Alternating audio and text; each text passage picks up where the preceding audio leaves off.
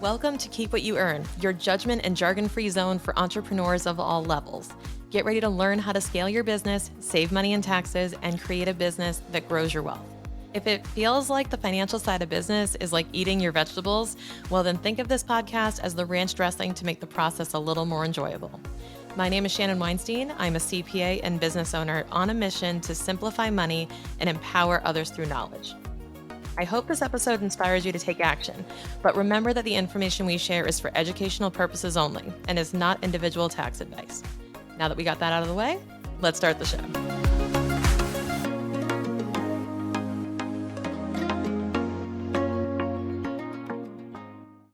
There is a question that keeps coming up that it grinds my gears, but not because I'm mad about people asking it. I'm more upset that people have a perception that triggers this question and that we have collectively as a society had done a really crap job of explaining this to people and that there's no solid financial education in core curriculum in public schools. So that number one, right?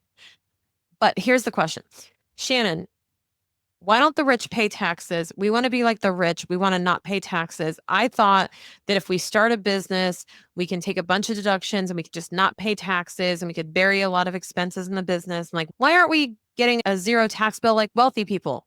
Like, we're doing all the things, right? We're doing all the stuff we're told. Like, why are we still paying taxes? Okay.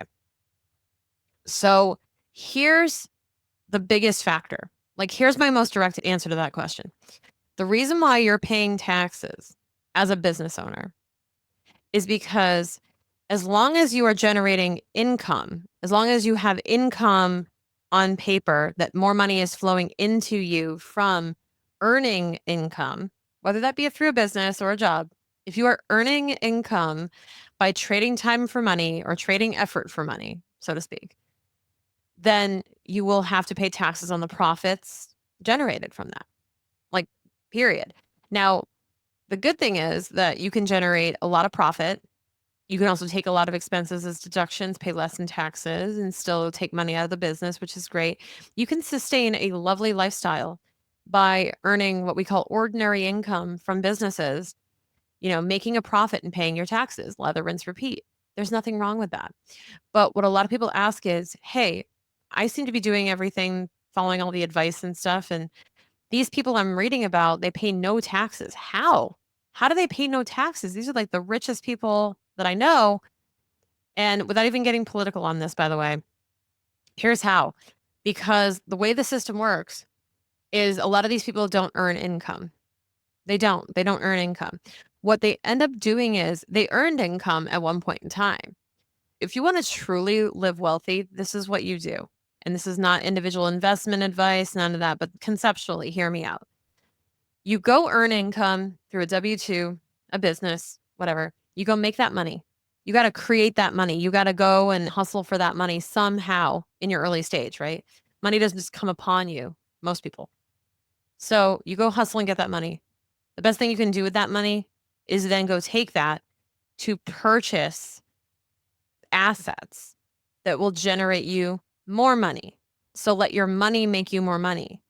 So, for example, buying real estate that you can rent out, or you can short-term rent, or you can long-term rent, or just simply to have good equity, right?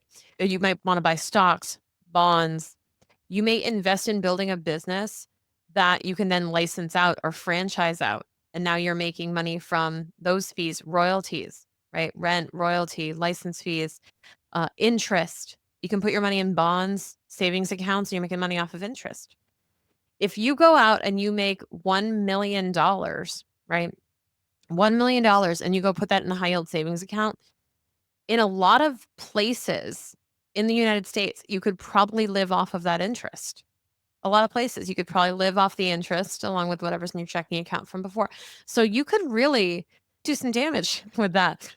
But what's funny is a lot of the types of income I've described, a lot of these things are not taxed or not taxed very much. But here's the other thing. That's truly passive income, by the way. Capital gains, things like that. Truly passive, because all you're doing is making money while you're sitting on your butt most of the time after a certain point of earning it.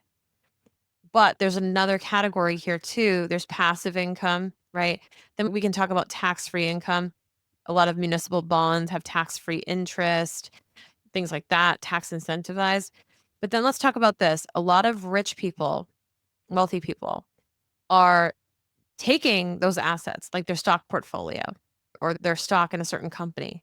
They're going to the bank and saying, I have $1 million worth of ABC company stock. Okay. I want to put this up as collateral, give this to the bank in exchange for $1 million loan. Okay. And I'll pay you back. But if I don't pay you back and I default, you get to keep all my stock. Okay. So a lot of the times there's a deal kind of like that on the table. And then they get that money. But here's the kicker. That money they get in exchange, it's almost like converting their portfolio into cash, but not really because they didn't sell the positions. So they get to go leverage that portfolio, get money out of it to go use for other things and not pay taxes. Hey, it's Shannon, and I wanted to remind you that the love language of podcasters is reviews. If you wouldn't mind taking a couple of seconds just to leave us a review if you're enjoying this show, we would really, really appreciate it. Okay, back to the show. So why don't they pay taxes? Because loans are not taxable income because you just pay them back in theory. So that's kind of my rudimentary explanation as to why the rich don't pay taxes. They're leveraging assets in order to generate cash flow so that they can fulfill lifestyle needs. They can go buy more assets, right? They can keep planting seeds to grow trees and flower. The problem with a lot of business owners is they don't reach this level because there's a lot of things that happen in between. There's the temptations of short term gains. There's a lack of discipline to actually save up enough money to buy these assets that are kind of quote unquote boring.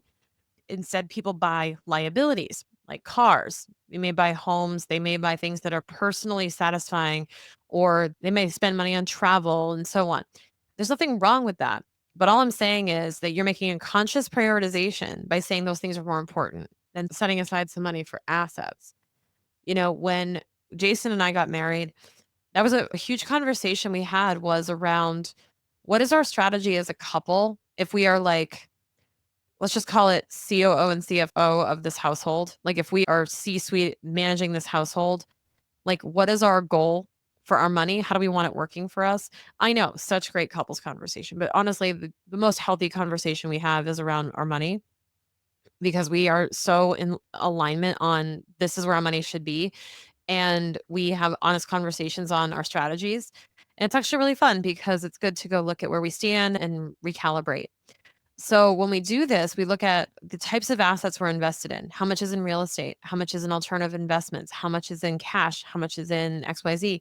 And also what income is coming in that's technically earning new income to put into the machine. And if it comes in, where does it go? Right? Where do we actually put it?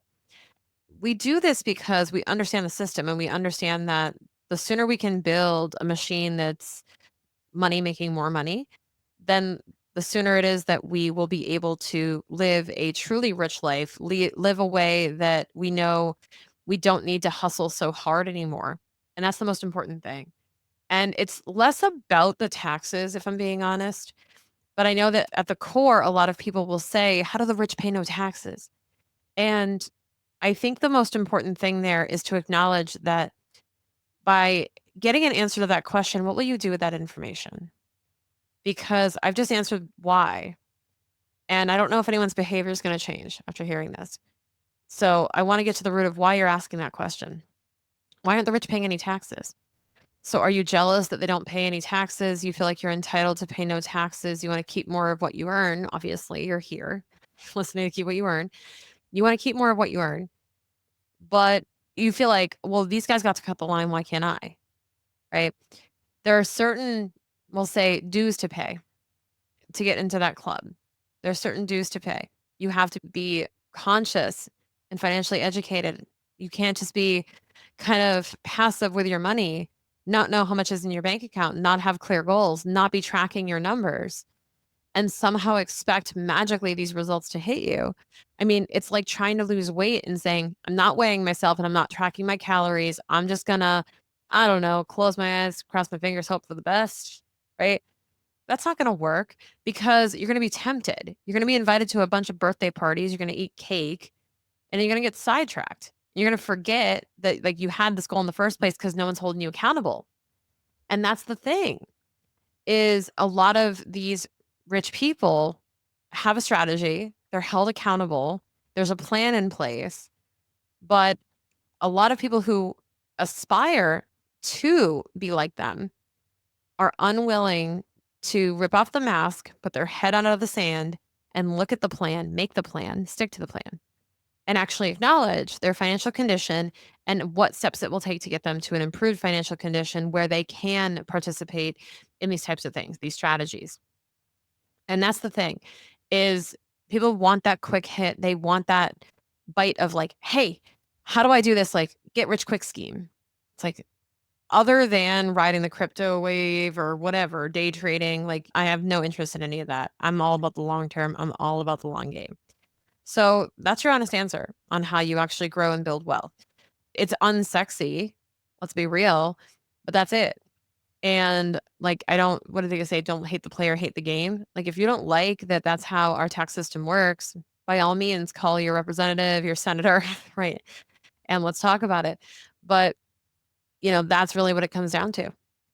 And this is kind of a wake up call that if you're not looking at your numbers, you probably should be.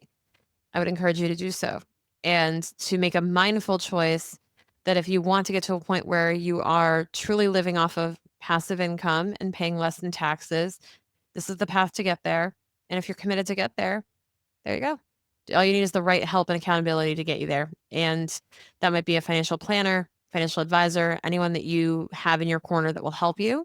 Don't be afraid to reach out to them and don't be afraid to admit that you want some help in this area. That's really the first step.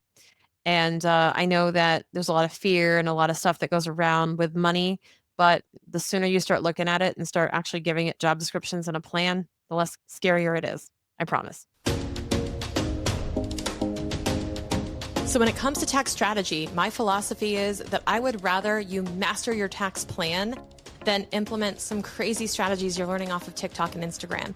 And that's why we use power sessions to dedicate some time with you to create a pro forma tax return. This enables you to predict your tax outcome, to take the surprise out of that surprise tax bill, and to enable you to use your resources better instead of overpaying Uncle Sam. If you're interested in learning more, check the link in the show notes to learn more about our power sessions.